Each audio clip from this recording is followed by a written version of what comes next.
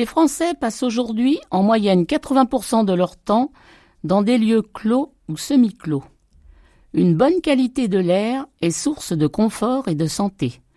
Nelly Courson, membre de l'association Que Choisir de la Sarthe, propose des pistes pour limiter les effets de cette menace invisible qu'est la pollution intérieure d'un logement à travers quelques exemples.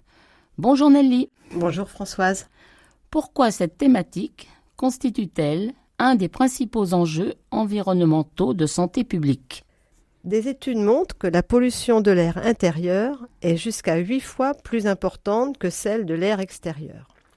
En effet, à la pollution de l'air extérieur qui s'introduit dans nos logements s'ajoutent les polluants liés aux activités humaines, aux matériaux de construction et d'aménagement, aux équipements du logement. Les substances émises ont des effets variés sur la santé.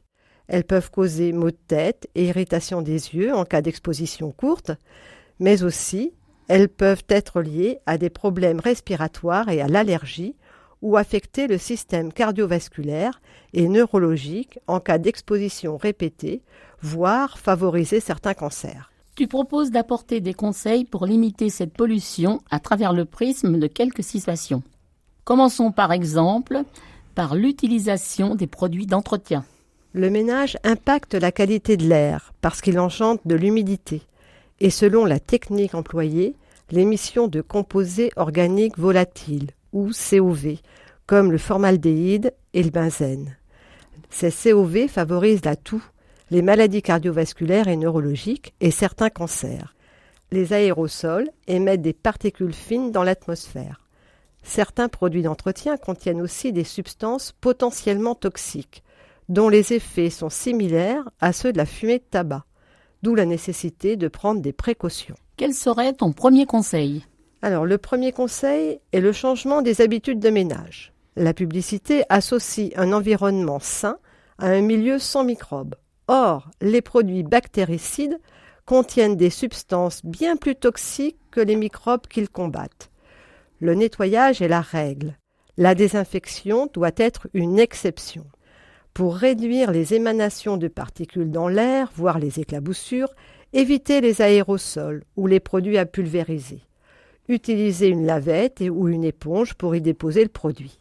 Sinon, pulvérisez le produit sur la lavette, bras tendus, et se protéger les mains avec des gants pour éviter la contamination transcutanée. Aurais-tu un second conseil ? Le second conseil vise le choix des produits.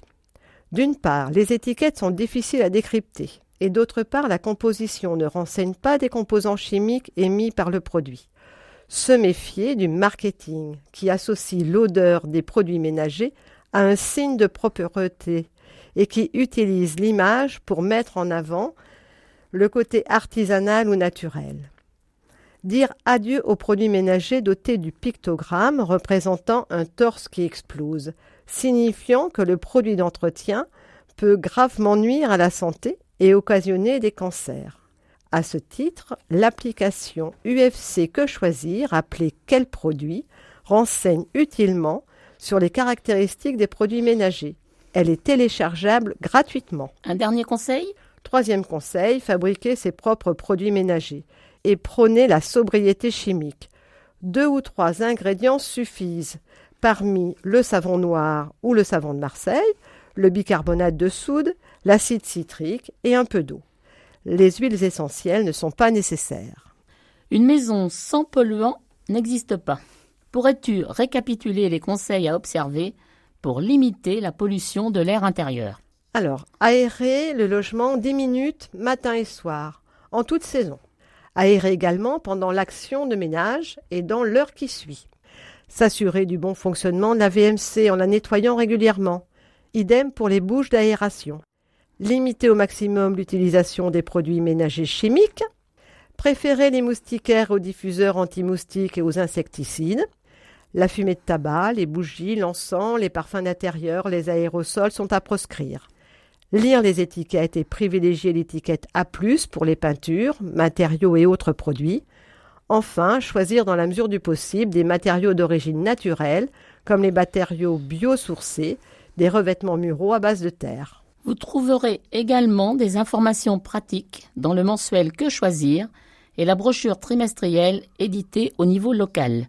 Si vous êtes intéressé, vous pouvez contacter l'association qui se situe 21 rue Beignet au Mans, téléphone 02 43 85 88 91. Une antenne existe également à La Ferté-Bernard, La Flèche et Sablé-sur-Sarthe. Merci. Nelly, au revoir. Au revoir Françoise.